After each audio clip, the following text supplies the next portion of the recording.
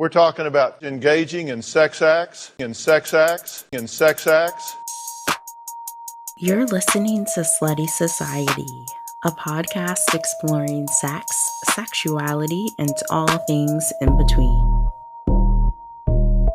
In sex acts.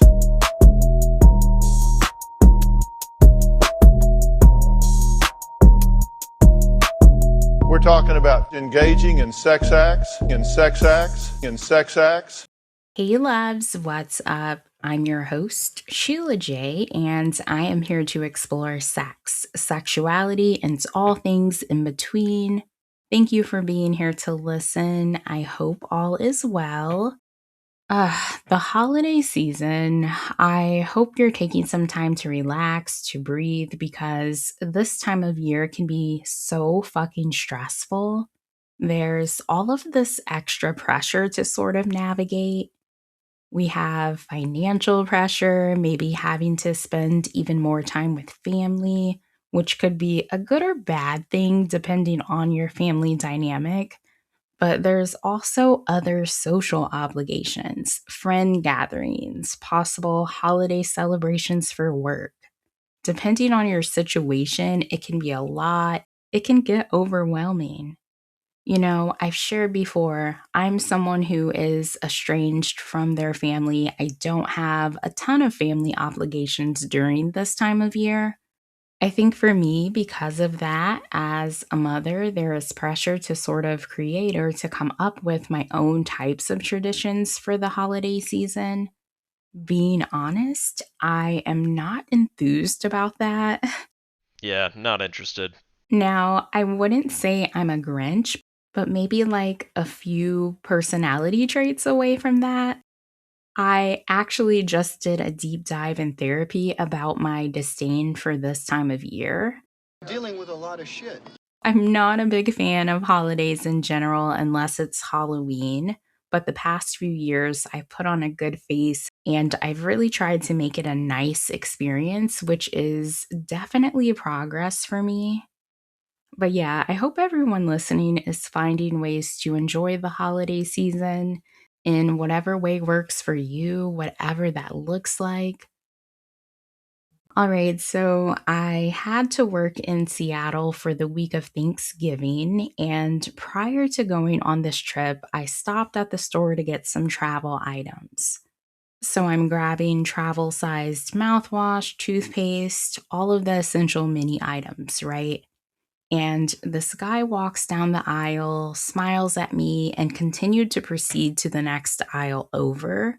I was also on the phone with one of my friends at the time I was shopping. Well, a few minutes later, this guy circled back around, stops in front of me, and he says, "Excuse me, sorry to bother you. I'm in Portland visiting, and I'm wondering if you happen to know anyone or have any connections to the local adult entertainment industry here." Loves, I was so thrown off by his question. What the hell are you talking about? I let out an awkward laugh and I told him no. This guy, he apologizes, he walks away. It was a quick interaction, but the most bizarre interaction. Then my friend, who I was on the phone with, they were like, he was probably just trying to talk to you. But of all things to say, if that were truly a pickup line, what the actual fuck? My initial thought after that interaction was, should I be offended? I mean, nothing against anyone in the adult entertainment industry. I am an avid viewer of porn. We know this. But as I browse through the travel aisle of the store, throwing disinfectant wipes and pocket sized Kleenex packets in my basket, what about me indicated that I would have a connection to the adult entertainment industry? Then another part of me thought, maybe it's a compliment. I have porn star crushes. I find some of them quite attractive, if I must say. Was he insinuating that I look like I work in that industry?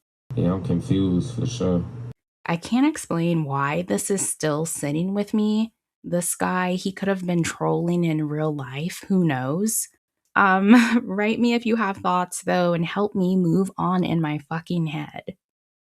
Anyways, once I got to Seattle, I spent time doing all of my work stuff and I really tried to enjoy myself in between that. I definitely had some good seafood. That's a must when going there since the city is right on the water. The seafood is super fresh, some of the best. Then one evening, after I was done working, I went out to get sushi in my favorite suburb of Seattle. I had sushi at the Koi in downtown Bellevue, and I ended up eating at the bar. At some point, this guy sits down next to me. Nice looking guy, by the way. Hey. Smelled fan-fucking-tastic.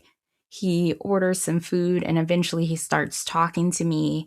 He was the super cool dude from Canada, from Montreal, spends a lot of time in Seattle for work, and if it wasn't enough that he looked good and smelled good, I also quickly picked up on the fact that he had a little bit of an accent.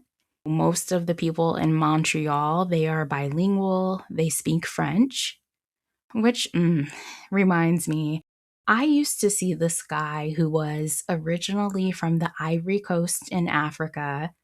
French is the main language there as well. Whenever we had sex, he would talk to me in French. I had no fucking idea what he was saying. He could have been saying something really out of pocket, but it didn't matter. I couldn't understand. That shit was so sexy though. My vagina just had a flashback. But this guy I recently met from Montreal, who I'm going to refer to him as Montreal Bay to keep it simple, but we kind of hit it off. We exchanged numbers and we ended up meeting at a comedy club the following evening. It was open mic night for the local stand up comedians, basically 5-minute sets for 3 hours. We got to experience a lot of people, and there were some that were really, really funny. I absolutely love going to comedy clubs, comedy shows. It can be a popular comedian, local comedians. I don't care. I just love to laugh. I love jokes, especially inappropriate ones. Shocker. But we had a good time. There was definitely nice energy between us. We're still communicating, and he's even come down to Portland to take me out. We ended up going to see Mike Epps at one of the comedy clubs here. Another comedy show date, right? But it was a great show until this super drunk lady ran up on the stage during his set. It was wild. She was running up trying to hug Mike Epps. I don't think he even saw her initially until he noticed security running, and then he was like, oh shit. Prior to that, she had been just shouting out random shit all throughout the show, and I'm kind of surprised that she didn't get kicked out before that. And if that didn't make the date interesting, I also choked on a piece of food during the show. I forgot the joke Mike Epps told, but I laughed so hard and a piece of food got stuck in my throat. I was wheezing, like, I could not fucking breathe. A waitress walking by stopped at our table and was like, are you okay? And I was trying to cough, swallow, get this under control so no one had to do the Heimlich on me. I think the really fucked up part was that I was more worried about drawing attention to myself and potentially having a joke made about me than the fact that I was actually gasping for air. Priorities, right? But my date was trying to help me. Eventually, we got it together. The piece of food went down. Thank goodness. And even with choking on my food, with a drunk woman rushing the stage, the date was cool. It was nice. I kind of like him, but it's all very new. So I want to take it slow. I'm still filling him out. I'll definitely keep you posted on how things go with Montreal Bay. More to come there. Maybe eventually it'll be me. All right, loves, let's get into this episode. I have a few things I want to discuss. I'm bringing back an old segment, and I have some sex related stories from the news. Now, I know a few episodes ago I asked for listeners to PFMP, pray for my pussy, and I think some of you might have done so because I am feeling blessed. Thoughts and prayers, loves. Thoughts and prayers. Praise the Lord. Hallelujah. We did it. So, outside of meeting Montreal Bay, you've also conjured up someone from my past that I was not expecting. Now, I went to the Beaverton Farmers Market not too long ago. Beaverton, it's a suburb of Portland, home of Nike World headquarters, but I love a good farmer's market. This one is really nice. And while I was there, I hit up some of my go to stands. I had myself a mushroom empanada from the Masa stand, a crumble coffee from Love Crumble, which is this South Korean vendor. They have this coffee with these little dessert crumbles at the top, kind of like pie crust. It's fucking amazing. But I was walking around, eating my empanada, drinking my coffee, when I hear someone say my name. Who said that? Who said that? Who said that? Who had been saying that? Who said that? Who said that? Which doesn't happen to me a lot in the Portland area. My circle here is very small and I'm borderline antisocial. So I turn around and it's the mom of one of my daughter's old friends that I met when my daughter was in preschool. I haven't seen or communicated with her since before the COVID pandemic, probably not since 2019. And I think it's important that I give you a little more background here. Let me tell you a story.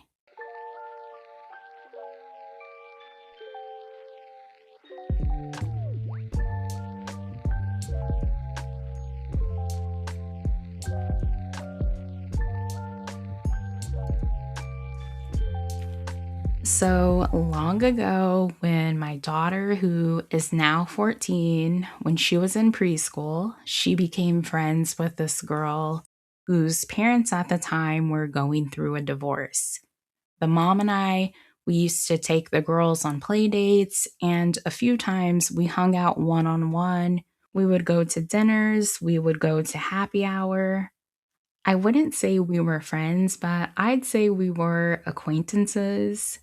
Now, during the time when we hung out one on one, she would flirt with me, but then say, just kidding. She would also give me these extra long, lingering hugs. I always felt that she secretly liked me. And she was this beautiful Costa Rican woman, very attractive. But again, she was my daughter's friend's mom, so I did not entertain anything. Funny enough, one day I ran into her soon to be ex husband at Trader Joe's.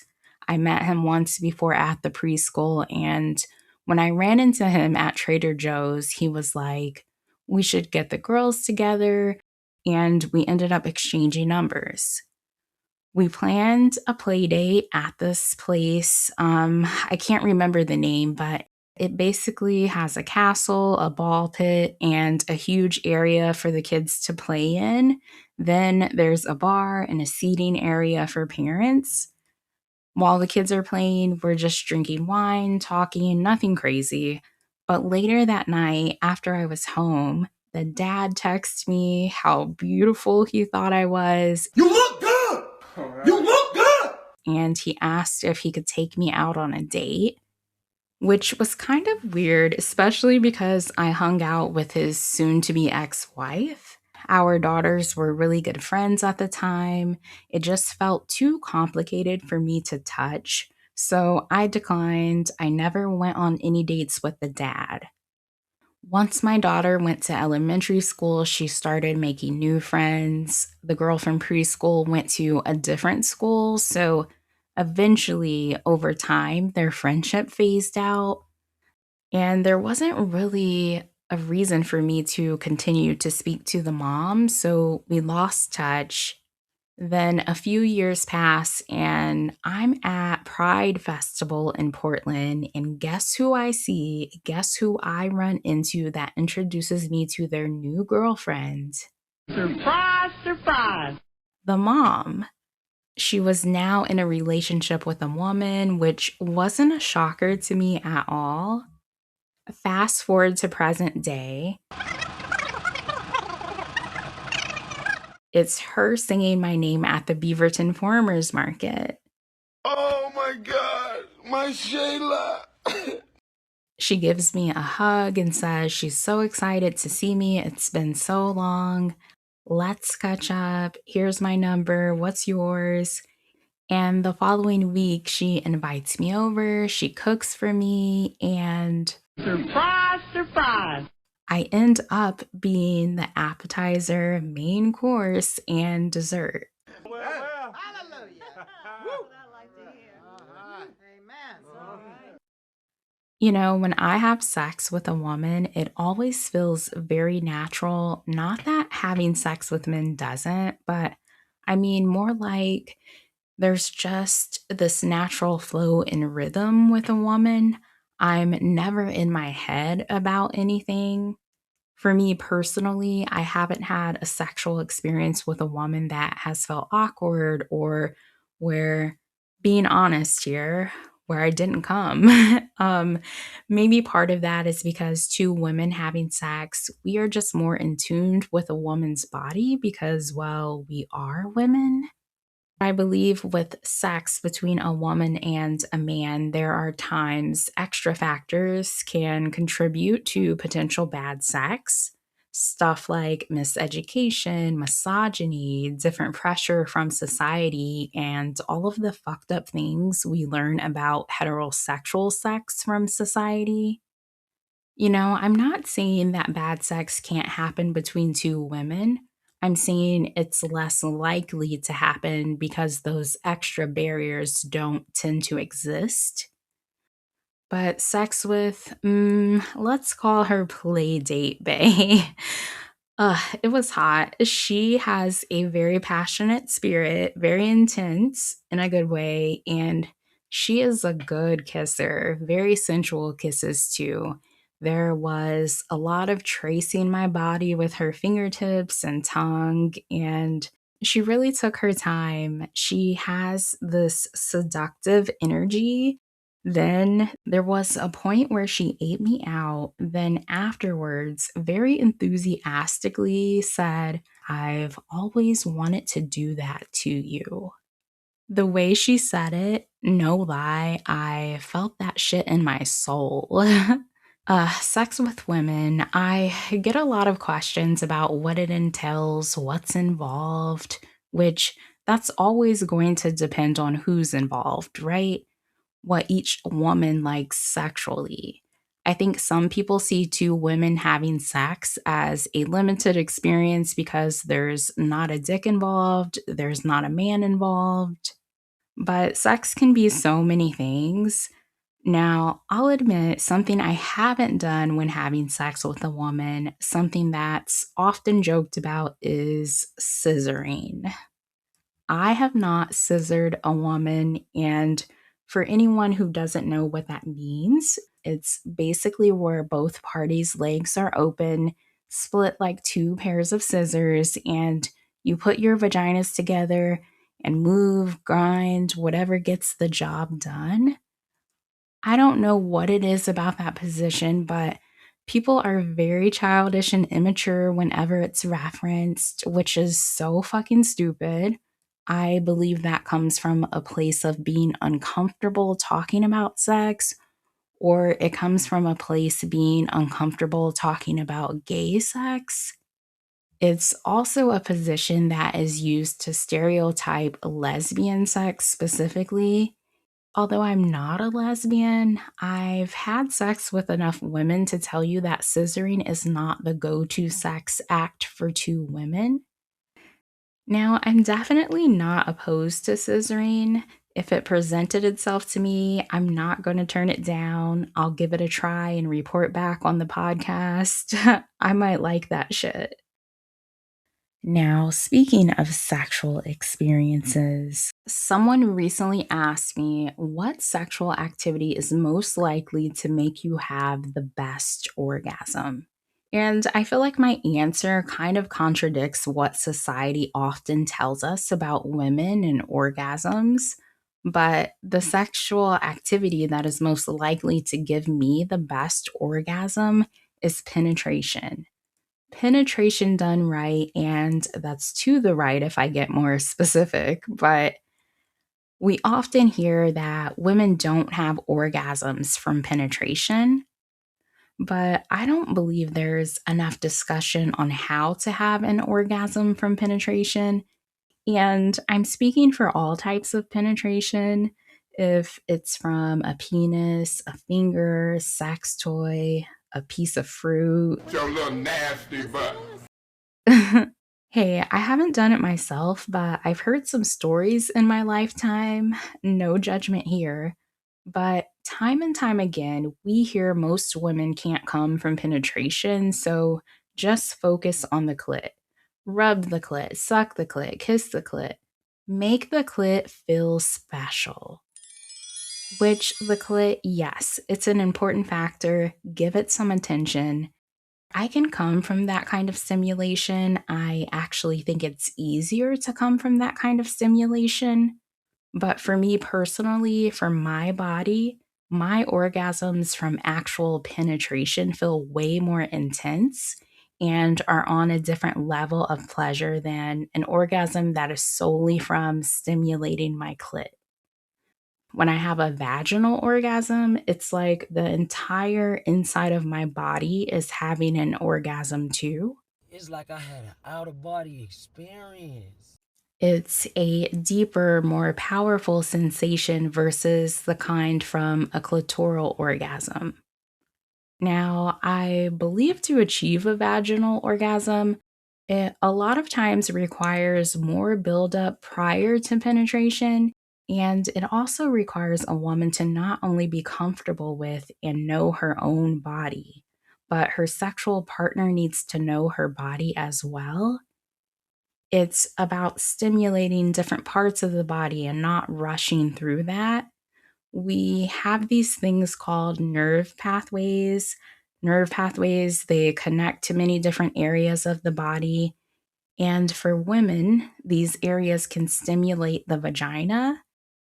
Now, part of that stimulation of the body, part of that buildup, this is where giving attention to the clit can also provide some assistance.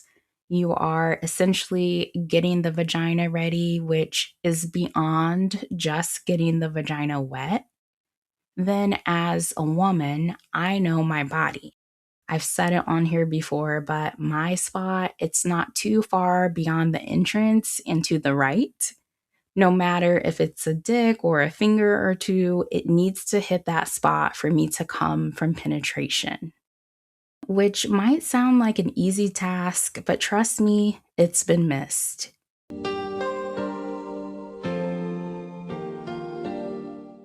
Mission failed. We'll get them next time.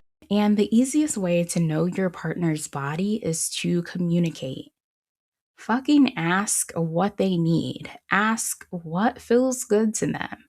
I think in general, everyone would have way better sex if we had stronger communication and weren't scared to communicate about sex. But for this specific topic, if your partner has a vagina and you want to give her a vaginal orgasm, ask her where her spot is, and if she doesn't know, which might sound crazy to say, but I have a friend who didn't experience having a vaginal orgasm until she was in her mid 30s, and she always assumed she couldn't have one. The pleasure gap is a real thing, look it up. But if she doesn't know where her spot is, make it your mission to assist her with figuring it out. Trust me, she will be thankful if you are able to help her solve that mystery. I'll share with you the way I found my spot. It kind of just happened. It was out of luck. I'll never forget it. I was having sex. We went to change positions, and when this dick slid back inside of me, because of the angle I was at, it actually hit my spot. And I had not experienced a dick hitting that spot prior to this moment. I was kind of like, ooh, what the fuck was that? That kind of feels good. And that dick continued to hit that spot. That was the first day I experienced coming from penetration. It's a beautiful tale with a happy ending. So, yeah, penetration is most likely to make me have the best orgasm if it's done right. That's my personal preference. And we all have personal preferences when it comes to sex, right? Like when I masturbate, which is a form of sex, but when I masturbate, watching gangbang porn will most likely make me come the fastest. I've already explained the why behind that on another episode, and I talked about how I don't necessarily want to have a gangbang in real life, but that's what does it for me when I'm with my vibrator. And when I'm not having sex with myself, when I'm actually with another human being, man, I get really turned on when someone grabs my neck. Not too hard, not with a lot of pressure, just kind of resting their hands on my neck and holding it, not necessarily choking me. I remember long ago, I was seeing this guy and I asked him to grab my neck during sex, and he absolutely refused to. Just like, no, I'm not fucking with that. Afterwards, we talked about it, and in the moment, during us fucking, he thought I was asking him to choke me. I definitely had to provide some clarification. For me personally, choking during sex gives me a pause for safety concerns. I mean, the thought of cutting off oxygen and blood to a couple of main arteries doesn't do it for me. I'm not into it. And, I shared on here a while back that I was in a really bad relationship. I experienced a lot of domestic violence in that relationship. Something I used to experience is waking up to my boyfriend at the time, covering my face with a pillow while laughing as I struggled to breathe. A dark share, yes, but because of that experience from my past, I've never been interested in getting choked during sex or allowing someone else to have control over my breathing. But erotic asphyxiation, breath play, there are a lot of people into that. There's a submissive factor, a dominant factor, a control factor. It can be a turn on for a lot of people. And after being in a state where you can't breathe, your body is producing all of these endorphins, these hormones. Your body goes into a sort of protection mode. Some people actually find pleasure in that rush of hormones and endorphins. I think if you're someone who participates in that, you have to be careful, you have to educate yourself, and you have to ensure that there are safe words and consent involved. All right, there's a new documentary on Netflix about Diddy. Sean Combs' The Reckoning is the title. I purposely have not made an effort to watch any of the other documentaries about Diddy and the trial and all of the shit going on surrounding that. I hadn't planned on watching this one either until I heard someone else discussing it in an actual thoughtful manner. Since Diddy's arrest, there have been a lot of jokes out there about baby oil, him being gay, that he was just arrested for being a freak, etc., which takes away from the real life victims in this situation. In society, particularly here in America, especially on social media, people have a way of finding any way they can to downplay serious situations, to victimize people that have gone through different types of abuse, and to ultimately make excuses for horrible people. I've said it on here before, but in society, we have this perception of what a monster, an abuser, or what a predator is. It's almost like a character from a story, right? It's this evil person hiding in the dark, jumping out of alleys and snatching people up. It absolutely can't be someone who is successful, someone who is smart, who is good at sports, or who is a good brother, or someone who is talented or that has money. Because this person's too rich to have to rape someone, or they're too famous, or too popular, or too talented and can get anyone they want. Or because I personally haven't known this person to be that way, or they never tried to do that to me, how could they be abusing someone else? How could they sexually assault someone else? No matter how much data and facts that we have about the amount of people that are like this, that are abusers, that are rapists, that are predators, our society makes a conscious choice to be in denial when these topics arise, when these situations come up. And I've kind of stayed away from talking about the whole Diddy trial and everything that's come out about it with a lot of people for that reason. But I ended up watching the Netflix documentary, which was pretty insightful. I won't break down the entire thing, but one of the pieces that really resonated with me was Cassie's story. I know a lot of people have talked shit about her, victimized her, downplayed what she went through with Diddy because she was technically an adult when everything started. She knew what she was doing. She was okay with the situation. She liked it. She would have left. You know, the common statements we hear when someone is or has been abused. But she was 19 years old when all of this started.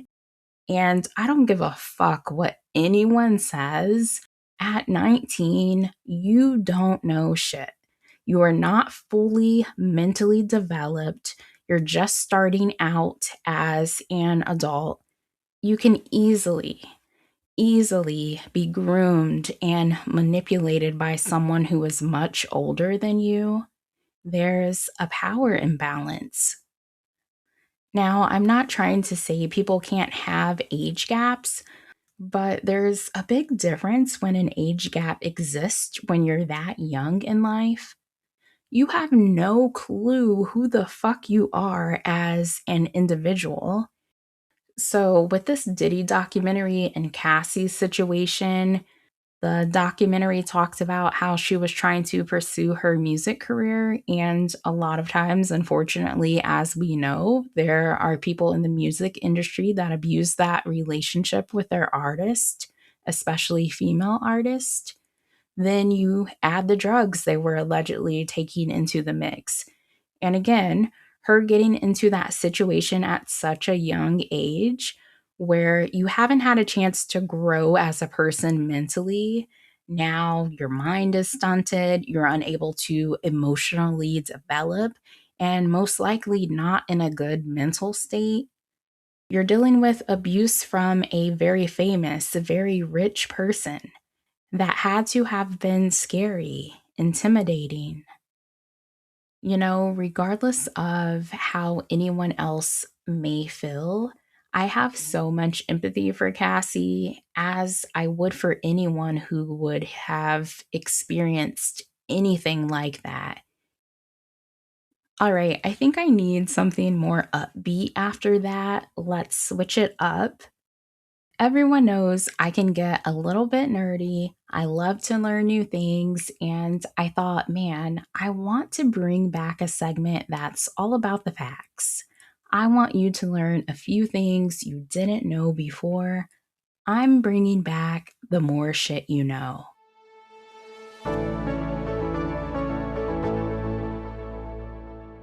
For this episode, I am going to spend a little time talking about glory holes.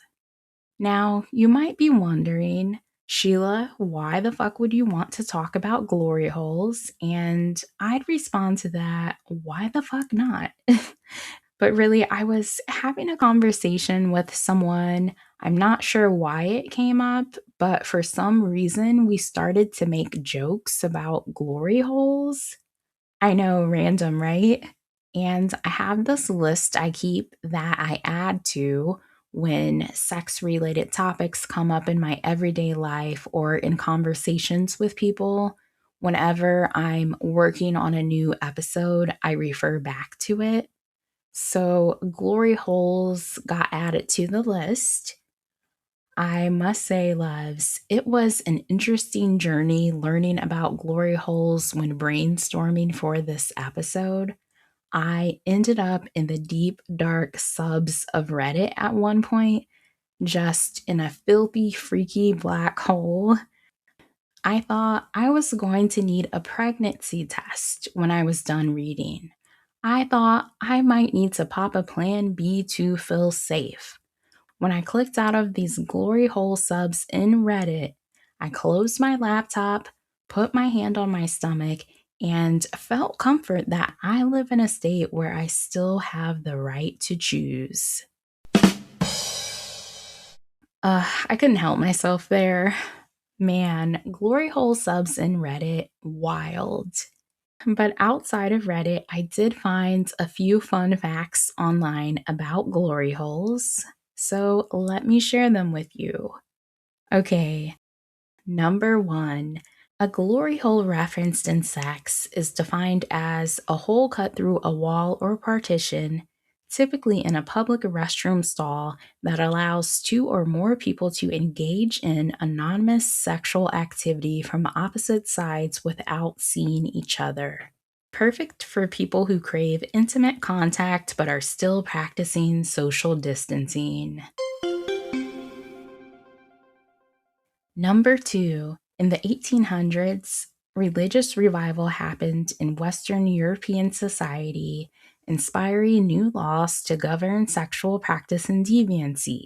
This increased scrutiny on homosexuality and any non normative sexual behavior.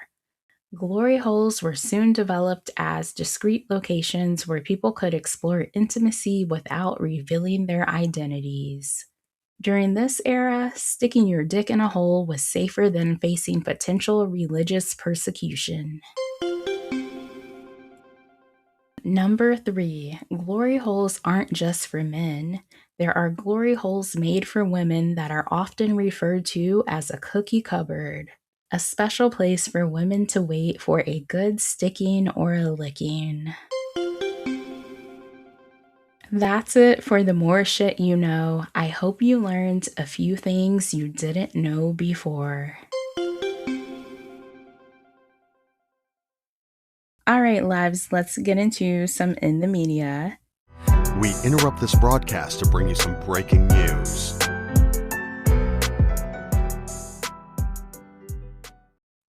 In the media is where I find an article, news report, or story related to sex and or sexuality. And the first one comes from the UK. And it says, students catch couple having sex in car in Bristol as human waste also found. A group of university students were left stunned after spotting a couple engaged in an intimate act in a car during broad daylight in Bristol.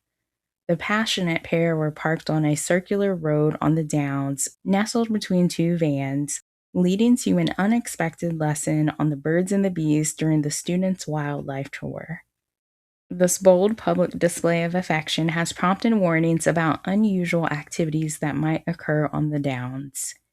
Anna Stevens, the Biodiversity Engagement and Learning Manager at the Avon Gorge and Downs Wildlife Team, regularly guides classes of students and school children around the area, educating them about the remarkable local nature. Here's a bird, here's some other type of animal, and oh, there are 2 people fucking in this car. Hey, y'all, come look at this. Addressing the Downs Committee, she recounted, when I was out with a group of first-year university students, we had an incident where we were walking on the circular road right next to the vehicles that are parked on the side. Right in between two of the big vans, we had a small car. As I walked past, we realized there were two people having sex in the car. And obviously, I have 17 students with me. By the time I realized it, it was too late. They weren't young. I could have been with 10-year-olds, but I wasn't, thank goodness. The warning coincides with Bristol City Council's declaration that certain areas of the Downs pose a public health risk. Two prominent counselors stated that they have evidence of the site being utilized as organized toilet facilities filled with human waste.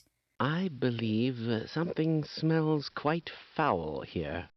Okay, next, more happening in the UK. UK doctor left in the middle of surgery to have sex with a nurse. An anesthesiologist. Okay, thank goodness it's not an actual surgeon, but still. An anesthesiologist left in the middle of surgery to have sex with a nurse in another operating room, according to multiple reports. Though the reported incident happened in 2023, it became highlighted once more because the doctor applied to work once again in the United Kingdom. Dr. Sohail Anjum, 44, and the unidentified nurse were caught in a compromising position by a colleague. Nasty stuff, and I'm not going to put up with it.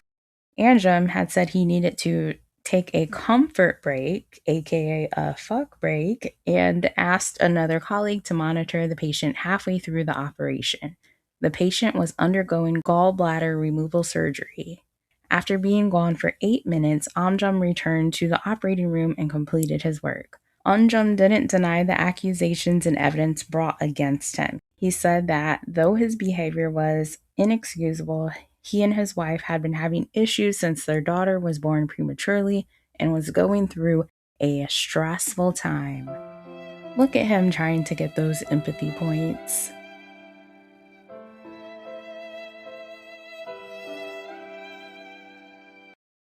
No new adult stores in DeKalb County, at least for now. And the commissioner's pressing pause on some new applications after concerns from neighbors. Atlanta News First reporter Chelsea Beinfort is live on Lawrenceville Highway, where a new Tokyo Valentino store was slated to open. Chelsea? The county has revoked their building permit, saying their application did not properly disclose that they would be selling adult materials. I don't know about you, but what else would an adult store sell? I'm really confused. This has resulted now in a 100-day moratorium for commissioners to review county code related to adult entertainment facilities.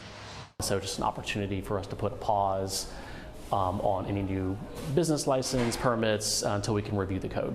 District 6 Commissioner Ted Terry says over the next 100 days, DeKalb County leaders will discuss the impacts that adult stores can have on the safety and well-being of the community. This comes after commissioners received several complaints about a new Tokyo Valentino store set to be built off Lawrenceville Highway near several neighborhoods. According to their website, Tokyo Valentino sells adult toys, videos, lingerie, and more, which is pretty normal and common. Commissioner Terry shared some of the emails from neighbors that said things like, "It is not conducive to our community's values," and "the adult entertainment part isn't allowed this close to residences in DeKalb County." So I think that prompted some concern about, is this a back door? You get approved for one thing, but you're really doing another thing. County officials say the initial application did not fully disclose Tokyo Valentino's intention to sell adult-oriented materials.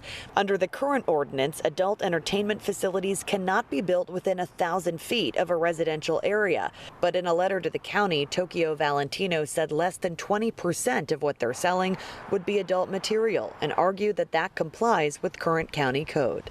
Now, this moratorium only applies to new stores. Existing adult stores can continue operating as is. This moratorium lasts until February the 5th. Reporting live in DeKalb County, Chelsea Beinfort, Atlanta News First. Now that I think about it, I'm pretty sure there was an issue with one of these Tokyo Valentino stores in another part of Georgia months ago.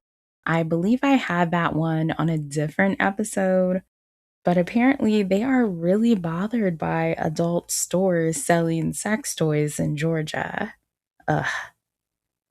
All right, a man convicted of exposing himself in San Francisco Park.